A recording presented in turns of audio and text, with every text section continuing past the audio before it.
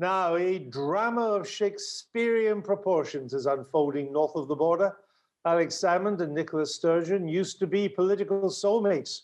She looked up to him, he mentored her. She was his designated successor as First Minister. Now Salmond is accusing his former protege not just of misleading or even lying to the Scottish Parliament, but being part of a Scottish government and SNP cabal designed to destroy him. Sturgeon says there's not a shred of evidence to support his claims, but her Crown Office has censored key parts of his evidence, and her SNP is arguing strongly that it should not be published. Of course, it already has been by the Spectator. So why the fuss, you might ask, reasonably? Well, here's the answer. Because unless the parliamentary inquiry also publishes the evidence, the inquiry cannot consider it when it comes to its conclusions. Clever, eh? To break down the significance of this week's events, I'm joined by Fraser Nelson, the Spectator's editor, Katy Balls, Spectator's deputy political editor, and Alex Massie, our Scotland editor. Welcome to you all. Let's go straight north of the border first. Alex, give us an update. Is Alex Salmond now going to testify before the parliamentary inquiry tomorrow? All the indications are that he is going to appear tomorrow, Friday morning. But then, of course, all the indications have been that he would appear on several previous occasions. And something at the last moment has always come up that has made it impossible for him to do so. However, this time we are assured that he will testify before the committee tomorrow. And then next week, Nicola Sturgeon will have her say at long last, her appearance having been postponed on as many as half a dozen occasions, as this committee has tried to make its tortuous way through a sort of morass of treacle and made very little headway while trying to do so. So this is after two and a half, 3 years of this saga finally coming to a head, and the implications are possibly explosive. It is entirely possible that this could one day be seen as the few days in which Nicola Sturgeon's career comes to an abrupt end, and with it all sorts of knock-on consequences, not just for May's Holyrood election, but for Scotland and the future of the United Kingdom itself. I mean, it is a fairly big deal. If Mr. Salmond does appear, and I perfectly take your point, we've been here before on many an occasion and it hasn't happened. But if it does this time, Alex, do we know yet if he will be allowed to speak to those parts of his submission which the Crown Office wanted redacted and Parliament has redacted? Because the parts that have been censored, if you like, really go to the heart of the claims he's making against Nicola Sturgeon about misleading Parliament. Absolutely. I mean, one has to think that the committee will be able to inquire about this, because otherwise it seems to me that the point of having Mr. Salmond appearing is sharply reduced, diminished. And you're right that the committee is charged with investigating just how the Scottish Government managed to botch its own investigation into the first two complaints that were made by civil servants against Alex Salmond. A procedure that he took to judicial review, where the judge ruled that it was unlawful and tainted by apparent bias. That is what the committee is investigating. They are not interested, they are not capable, they are not charged with investigating the grounds for those complaints against Salmond or the details of what took place between him and various women. But therefore, as a part of that, one of the key questions, it seems to me, is what did the First Minister know about this investigation and when did she know it? She insists that she knew nothing of it until April the 2nd, 2018, when she was informed of it by Alex Salmond himself at a meeting at her house in Glasgow. Now, there is evidence from court and other areas which suggests that actually Nicola Sturgeon knew about this some days previously. And that there was a meeting between Alex Salmond's former Chief of Staff and the First Minister and members of her office, which was arranged by the First Minister's office precisely to discuss the investigation into the complaints against Salmond and the charges against him. So if that is the case, and we only have Mr. Salmond's word and those of his allies for it, then to the layman, it looks as though Nicola Sturgeon has been guilty of misleading Parliament and the media on multiple occasions. Now, she will argue that it's only 3 or 4 days and it doesn't really matter here very much, but it seems to me that it is quite possible for Nicola Sturgeon to have had a much greater awareness of this investigation for some weeks, perhaps even months earlier than she has hitherto said. And that means that really it is her integrity, her truthfulness, that is the matter for inquiry in this regard. And that, it seems to me, poses a rather greater problem for her. Well, it's certainly knowing weeks in advance, I think it would be reasonable to conclude, Alex, come to the meeting on this crucial month of March leading up to the meeting on April the 2nd, 2018 with Alex Salmond in Glasgow, which turned out to be a government meeting rather than a party meeting, as originally claimed, because her husband turned up at the house but didn't go to the meeting because he thought it was a government meeting, and he's chief executive of the party and didn't belong there. But we know that the meeting that was fixed between Jeff Aberdeen, Mr. Salmond's former chief of staff, and and Nicola Sturgeon in Holyrood, in the First Minister's office, that in itself had been, the arrangements for that had begun with Jeff Aberdeen meeting her, Nicola Sturgeon's chief of staff, at the beginning of March. Now, surely it beggars belief that her chief of staff would not have said in fixing the meeting with Jeff Aberdeen that he's coming to see you, First Minister. It surely beggars belief that she wouldn't have said, and it's to talk about the complainants against his behaviour.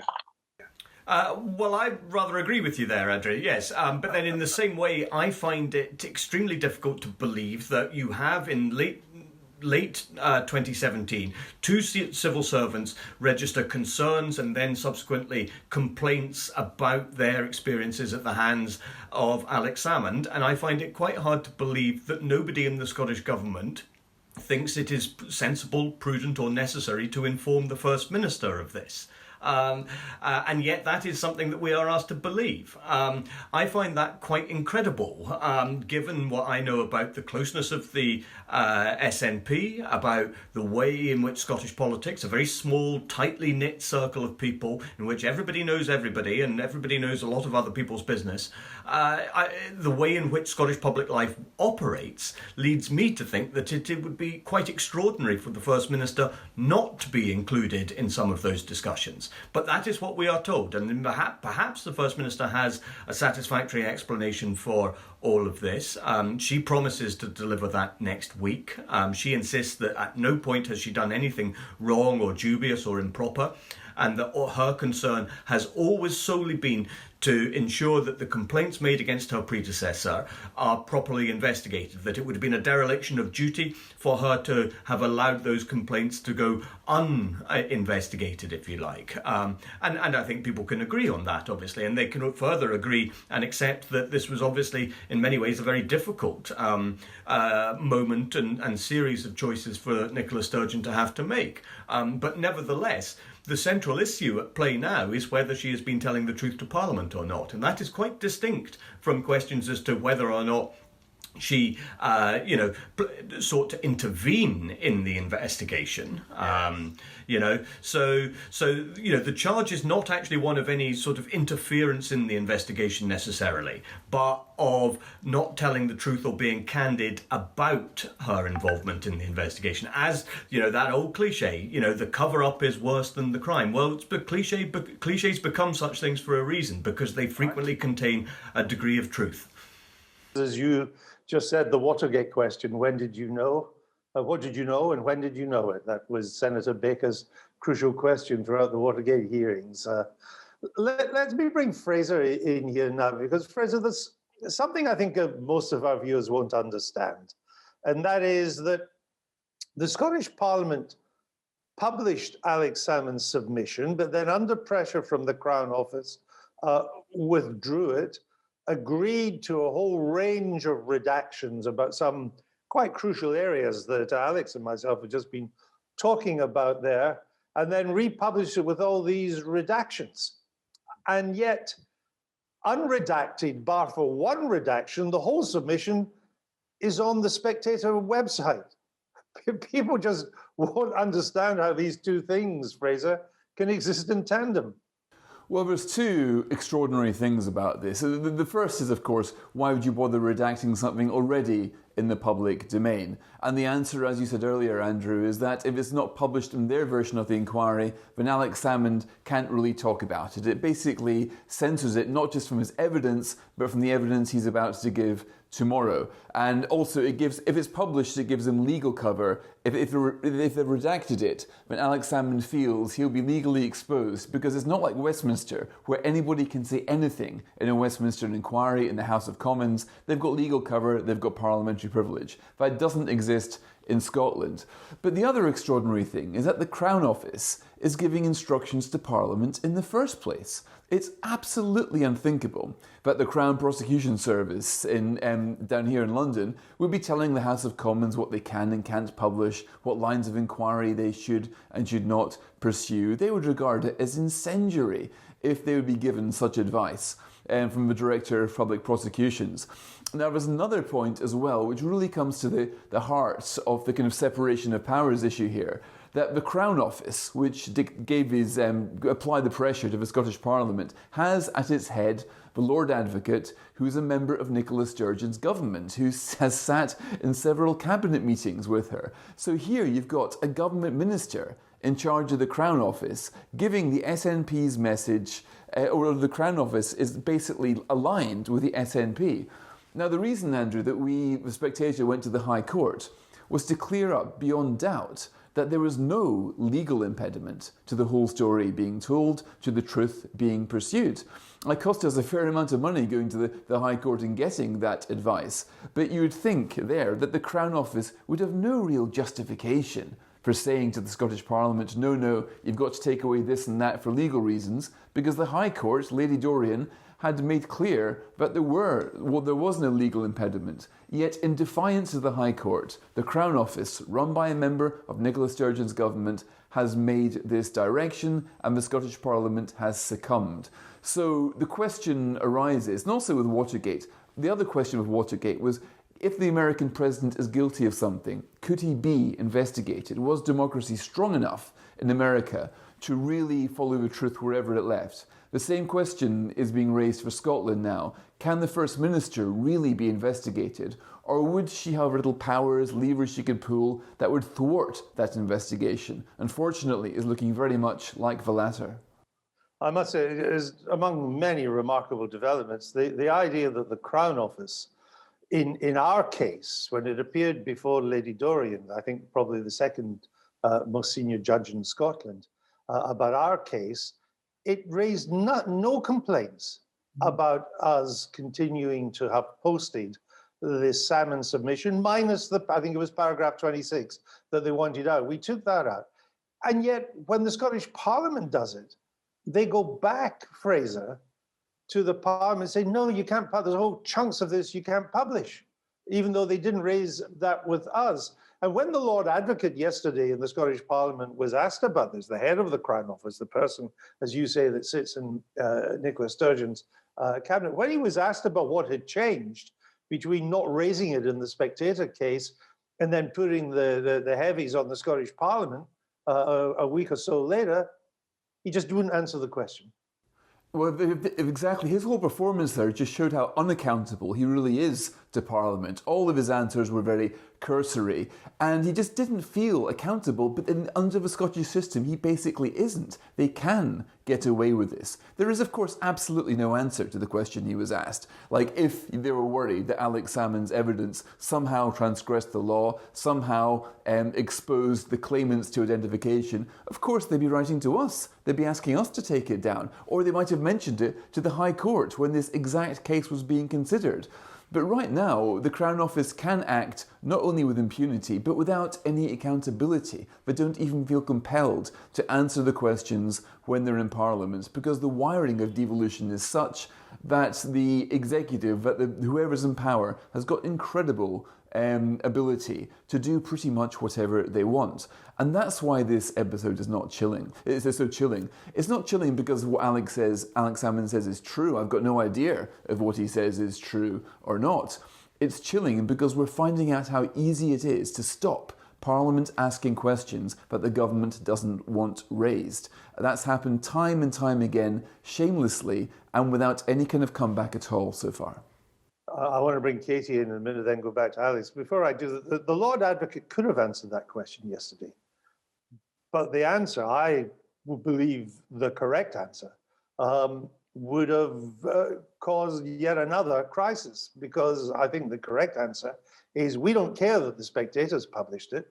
The important thing is the Scottish Parliament doesn't publish it or doesn't publish the redactions, because that means the inquiry cannot question Alex Salmond about these redactions, cannot question Nicola Sturgeon about the bits that are redacted, and cannot take them into account when it comes to making its conclusions. And yet that part that was redacted is crucial to Alex Salmond's claim that the First Minister misled Parliament.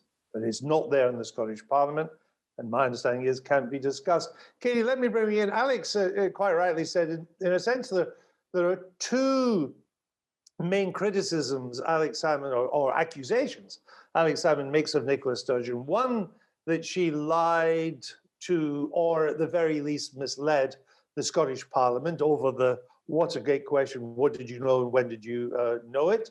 The second is that she was part of a kind of cabal trying basically to destroy Alex Sturgeon. Let's park that one and go back to the misleading Parliament.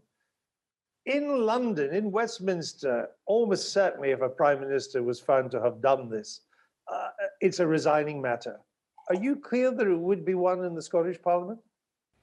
No, I think the expectation would be that Nicola Sturgeon, if she was found to have misled Parliament, it is, as you say, a resignation offence. I think it is widely seen as that if you mislead Parliament. Even in Westminster, though, when we recently had a minister in the form of Priti Patel, and the ministerial code wasn't completely clear that that was followed. But I do think if you speak to figures in Scotland, Scottish Conservatives, they think this is becoming increasingly damaging for Nicola Sturgeon. But do they think this is going to be the end of her career? Look, everything is possible, but I get the greater sense that they see this as something that could cause a serious dent in terms of the SNP's reputation, Nicola Sturgeon's reputation personally, and it could be the start of an unravelling rather than that moment. But it's unpredictable times, of course, so there is always that chance. But I think all the things we've seen so far in terms of the push to make sure the Scottish Parliament cannot look or ask certain questions shows what you are up against when it comes to what you would expect to be the right thing to do. Alex, what's your view in what I guess we should say is the unlikely event that the parliamentary inquiry is quite explicit that the First Minister did mislead or even lie to Parliament? Would she have to resign if that was the conclusion? Well, ordinarily, yes. I mean, First Ministers have had to resign for much lesser offences than that, and other Scottish political figures, even in the short history of the Scottish Parliament, have also seen their careers terminated for much flimsier offences than anything that Nicola Sturgeon might credibly be accused of. And so, if you view it from those, in that sense, that, there is ample precedent for her going, but, these are not the usual circumstances. This is an extraordinary situation and an extraordinary moment in Scottish history too. There is an election to Holyrood in May. An opinion poll out today shows a little bit of fragmentation of the SNP's support, but still suggests that the party would win an overall majority in that election, with all that then entails in terms of the national question about independence, the future of the United Kingdom and so on. And remember, for an awful lot of voters, that is a much, much more important and bigger question than the fate of Nicola Sturgeon or whether she's telling the truth or not. And so I suspect that she might well feel that she could tough it out, if you like, because if she makes it clear that she wouldn't be going anywhere, well, who's actually going to do anything? Who is in a position to actually change that reality? And it's not clear to me that there would be anybody in a position to do that. That obviously, if it would be the case, would, I think, further undermine and tarnish the respectability and the authority of the Scottish Parliament and of Scottish politics more generally. But it is an unavoidable truth that this is now becoming a very partisan fight It's not just a question of establishing the truth of what happened or maybe didn't happen in this whole rather squalid affair. It has become a partisan fight with Conservative and Labour MSPs, demanding Nicola Sturgeon's head, essentially, because they see that this scandal might deliver it to them in a way that the electorate, damn them, will not. Ask you this, Alex. Then I go to Fraser, and then I can let you two get on with your day, and I'll keep Katy hostage because I want to ask her about what's happening inside Downing Street about the union. So my question to you is this, Alex. For a lot of this story, and as you began by saying, it's been around for a long while, but it's been very much a kind of Hollywood bubble story. It hasn't had huge cut through to the general public, partly because the Scottish media has been curiously reluctant to do much about it. Am I right to detect that that's changing a bit now, that the Scottish media is doing a lot more on this, and that it is because Mr. Salmond and Nicola Sturgeon are now at daggers drawn publicly, attacking each other publicly, that it's beginning now to have cut through to the wider electorate? I think on that latter point it has to, because, you suddenly see, the BBC taking an interest, you see the London broadsheets taking an interest, having largely ignored this story for 2.5 years. Plenty of people in Scotland have obviously been writing a lot about it over the last period of time, but it has been difficult for the story to get much cut through, partly because it is very complicated. There isn't necessarily a single soundbite charge to be levelled against Nicola Sturgeon until Alex Salmond supplies it, but then his charge against her is so extraordinary, it involves the complete corruption of almost every facet of Scottish public life. If true, it would be truly monstrous, but it is such a large claim that I think plenty of people will think, well, could that possibly actually be true? But nevertheless, this is now bubbling up. It is unavoidable, partly because you finally have the pair of them, if you like, getting in the ring together, like a boxing match that has been scheduled or rumoured for a long period of time without ever actually quite being made. Now it is being made, and so now is the time for people who haven't been paying attention for the last couple of years, and I understand why they might not have been, because plenty of other things have been happening in the world. I mean, we have had this pandemic thing, but now is the time for even people who have not been paying attention up until now to actually do so, because it is a proper heavyweight contest. And Fraser, my final question to you. I mean, Westminster hasn't even been a spectator in this. It's largely ignored it. Until perhaps the past couple of weeks. I mean, I noticed Liam Fox, Scottish, but Tory representing an English constituency, raising it in the Commons yesterday, saying the Scottish devolution system was created by the House of Commons, by the Westminster Parliament. So don't we have any say over what is going on there? Don't we have any powers of scrutiny or oversight? I thought that was interesting. And I wrote in an article that, if Texas was behaving in this sort of way, the US government would have sent in the feds by now to look at First Amendment rights breaches and various other things. I mean, is Westminster getting more interested, Fraser? Yes, and what I thought was particularly interesting was the reply that Liam Fox got from the then Deputy Speaker, Eleanor Lang, also a Scot. She was saying that yes, this House, the House of Commons, is always concerned about keeping up the standards of democracy. A hint that the House of Commons as an institution might well take an interest in its creation, the Scottish Parliament, to see if things have gone wrong there. Now, you can see this as a theme amongst not just the Scots in Parliament, but all ministers. They're working out that if they cared about the UK as much as the SNP cared about Scotland, they should, of course, be feeling the pain of a nervous system of an island. If something goes wrong in Scotland, it should absolutely resonate in Westminster. Now, Katy reveals in her cover piece for this week's magazine that there are now plans to use powers seen at Brexit for the UK government to go into Scotland and start to sponsor more things directly. For example, it could say, okay, there's huge drugs deaths in Glasgow, so maybe we can work with the Glasgow Council to come up with more treatment centres. So the council would appeal directly to Westminster for funding it might not cannot get from Edinburgh. And in that way, the UK government can be a little bit more a UK government, rather than seeing Scotland as a foreign country of which it knows little and understands less. Well, let's see if they do. I think it's now got their attention in the way it didn't have even 2 or 3 weeks ago. Fraser, Alex, I know you're both busy. I'm going to let you go, but I'm going to hold on to Katy for just a little bit more, because Katy's done the cover story of The Spectator this week, and it's about what's been happening inside 10 Downing Street vis-a-vis the union. You would think, perhaps, that with a kind of civil war going on in Scotland at the very top of the SNP, that would be good news for the unionist cause. And in theory, it probably is a bit. However, Downing Street's been having its own civil war over how to keep the union, how to handle the SNP, how to put the cause for the union. And Katy has written about that.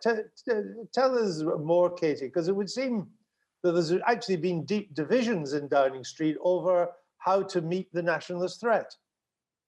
Yes, not to be outdone, the Westminster government have kept themselves rather busy with their own factional infighting in recent weeks. And we have a situation where that is now affecting the union policy. So there have been various reports over the weekend about Boris Johnson's court or Queen Carrie's court, depending who you read. But ultimately, what happened last Friday was that Oliver Lewis resigned as the head of the union unit after just 2 weeks in the job. And earlier that month, they'd actually lost Luke Graham as head of the union unit. So 2 gone in 1 month, which I think does just point to the disharmony when it comes to how you get a coherent union strategy in Downing Street that works with other departments.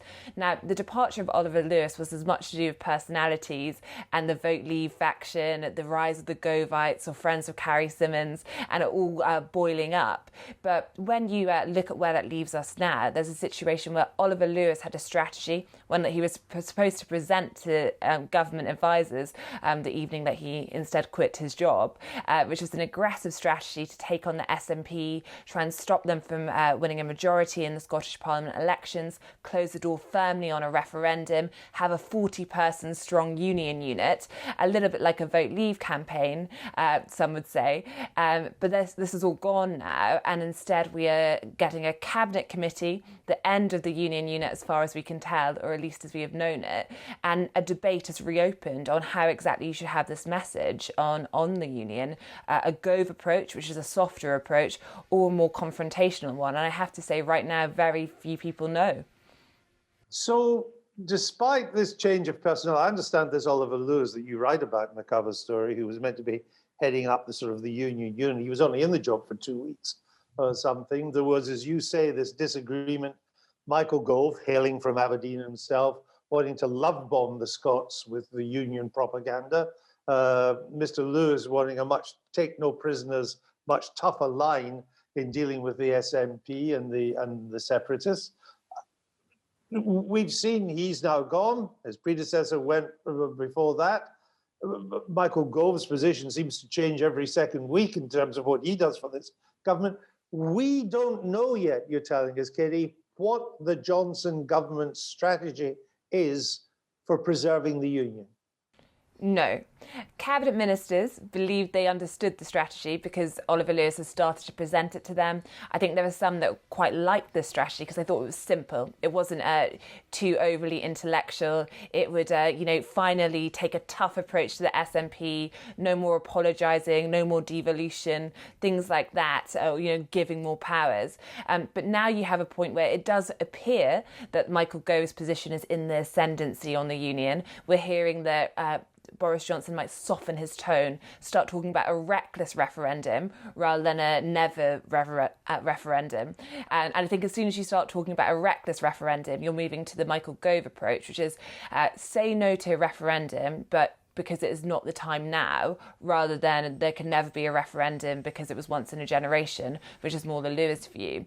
And there is a cabinet committee where we are going to see the Prime Minister take charge. Apparently this is now the time for him to take charge on the union, but different views amongst the ministers on it. So I still think that if you look at it in the sense that it really is a perilous moment for Boris Johnson if Nicola Sturgeon wins a majority in the Scottish Parliament elections. Matters at that point, in a way, could be taken out of his hands. It becomes an issue of legality. It could go to the courts. So this is a very important time, yet there is no cohesive strategy or agreement right now, and we still seem to be vaguely in the debate stage.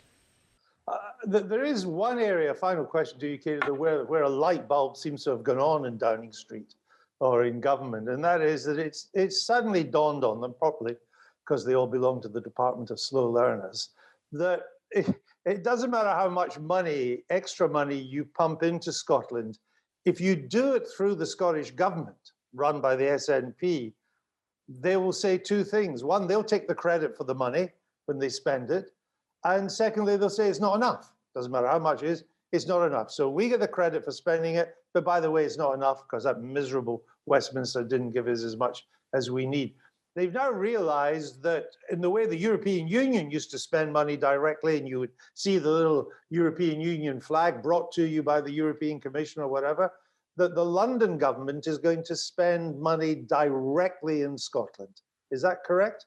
Yes, and this is an area where there is broad agreement, but again, a disagreement on tone. But ultimately, special powers from Brexit, from the internal market bill, mean that one idea that Boris Johnson is very keen on is the idea of local councils being able to apply directly to Westminster for funding for projects. And as you say, you cut out the Scottish Parliament, but it's not so much a power grab, though it could be accused of this because it's an additional thing. So you could say we are funding this, this drug centre in Glasgow because you need that, rather than taking powers away. It's adding powers on in terms of what Westminster can do. And it has a lot of support. I think the question is, do you say it in the sense of we are funding this drug centre because the SNP is useless and that's why we've stepped in? That's one approach. Or the Gove approach, I think, would say we're funding this because we at Westminster love Scotland and you deserve it. They still have a lot to decide yet, it's quite clear, including who's actually going to head up the pro-union campaign. Katy, thanks for joining us. It's a great cover story. It really takes the lid off what's been happening inside Downing Street. So it's well worth a read.